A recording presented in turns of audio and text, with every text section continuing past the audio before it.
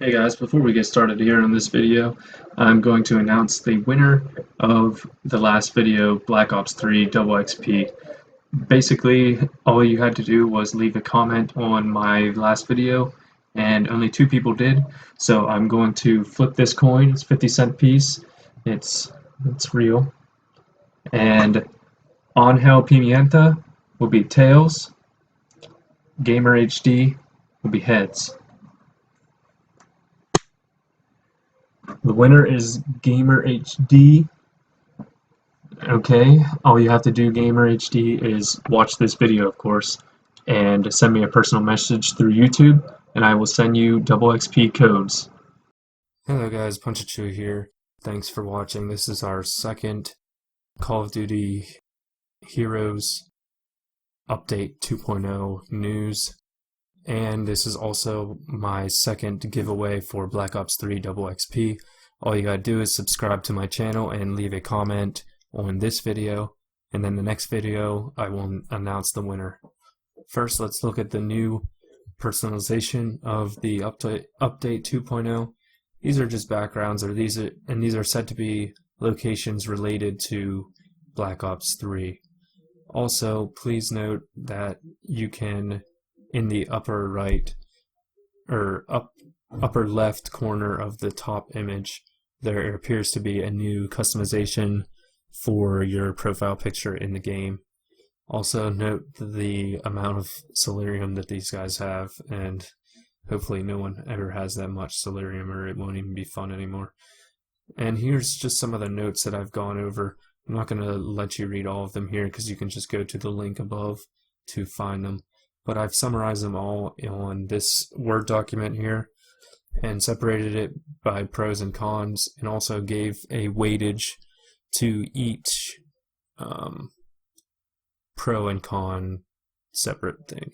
As you can see here, overall, cons are winning, which is not good for this update, and I'll go over that. So I'm going to work on the pros and throw in some cons as I go. Changes in the look of the game, I just went over that with the new backgrounds and stuff. Yeah, that's cool, it gives us a fresh experience, but really, does anyone care that much? Not me. Oh, and by the way, these percentages are based on my personal opinion, and if you disagree with my opinion, that's fine. I know a lot of you will. Next, there will be 2 new heroes released in 2.0, and some of the other stuff on here may be released in 2.1. The developers said that they don't want to overwhelm us with new things, so they're splitting it up, but they haven't said which will go where, but they did say the heroes will be in the first update. Next, Atlas troops will have decreased costs and time. So it's pretty cool, but it's not like a big thing just because I don't use Atlas troops and a lot of people don't yet. But also in the cons, I should say, you'll see Atlas troops being negative because after this update they will be able to be supported to your alliance and put in hangars. Now some of you may think that's a positive thing, but let me explain. Goliaths do double damage to enemy troops, therefore CC-10s that have maxed defenses will be able to hold 130 slots for Goliaths. That means that they can put a lot of Goliaths on their base, and they do double damage to heroes, to drags, to everything.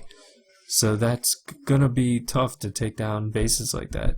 And sure, if you have a CC-10, you're thinking that's great, but really, like in Alliance Wars with 25% advanced gear, it's gonna be nearly impossible to 3-star bases, let alone 1-star or 2-star.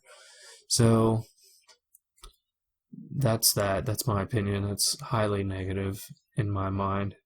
Moving on, there will be a slight reduced skill points use for the second time that you use a skill in battle. This is good because right now I think some of them are ridiculous, but on the flip side of that, there will be a greatly reduced skill point first use cost. And to me, that's stupid. Right now, the game's working well with skills, I believe, and reducing that first use, it's just going to make it so easy. People are going to use skill points, people are going to use skills like crazy, and it's just going to mess up the balance of the game, I think. For example, with Wallcroft's drone, it's already really cheap to use the first time. With this greatly reduced skill point use, Wallcroft's drone, you might as well just automatically put it on every attack, because if you don't use it, you're stupid, because it'll be so cheap. So that's my opinion on that. Next, the survival leaderboard will be fixed finally. People have been waiting for this a long time. It doesn't pertain to me, which is why I ranked it so low, but it will be the first 10 people to make it past wave 150 will be awarded Solarium. Makes sense, right? Next, 0-star defense shield. This makes sense to me because, and let me explain it first. So when someone attacks your base and doesn't get any stars, they still trip up your comms and bunkers and everything else and your hangars, but they don't get any stars. That leaves your base vulnerable for the next person to come in and 3-star the crap out of you, because you don't get a shield or anything. What this does is it gives you a shield if you hold out to the enemy. And that makes a lot of sense to me, and will be very helpful in this game, I think. Next, another minor one is the copy base will work with debris now. This one is really low ranked on my list because, one, you can work around it with the debris, and you can literally make the debris go away. So, to me, this is nothing. Finally, for the pros, Spec Ops will now be able to sprint instead of crawl to the walls. So basically, they will get to the walls faster. This is good in two ways because, one, Spec Ops might actually be useful for once, and two, people won't be able to use their crawl feature to draw out troops and have them miss as a distraction. Some players have done that in the past, and it's worked pretty effectively. I've never used it, but I've seen others do it, and it's kind of dirty. Okay, moving on to the cons. I already hit some of them here, but survival waves 146 through 150 have been buffed. Beowulf basically said that it was too easy for the guys on the top of the leaderboard, so they made it harder. I can only imagine what they made it now, but I put this low on my list because it doesn't affect me, because I'm not going to be to level 146 for a very long time. I'm tripped around 115 right now, so. Next. Wallcroft, his smoke skill will be greatly reduced. The mischance will be reduced, and the duration will be shortened. This is huge. I know a lot of people use Wallcroft smoke right now. It's a very popular attack method. But basically, they don't want Wallcroft to be a, quote, ninja anymore. So they're going to nerf it. And a lot of people are going to not like this at all. But a lot of people have been complaining about this. So, whatever. I'm very upset about this because I've spent some Solarium on this, on advancing his smoke to level 10. And now it's going to go back down to level 5 probably. So that sucks big time.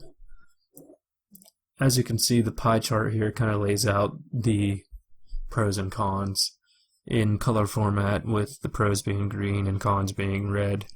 I hope you guys enjoyed this video, and like I said in the beginning, all you gotta do is subscribe and leave a comment on this video for a chance to randomly be selected for Black Ops 3 double experience codes.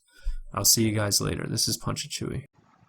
You guys know the drill. Click over here for my last video. It was on update 2.0 for Call of Duty Heroes. and go ahead and click over here for an in-depth survival guide for higher levels. I'll see you guys next time.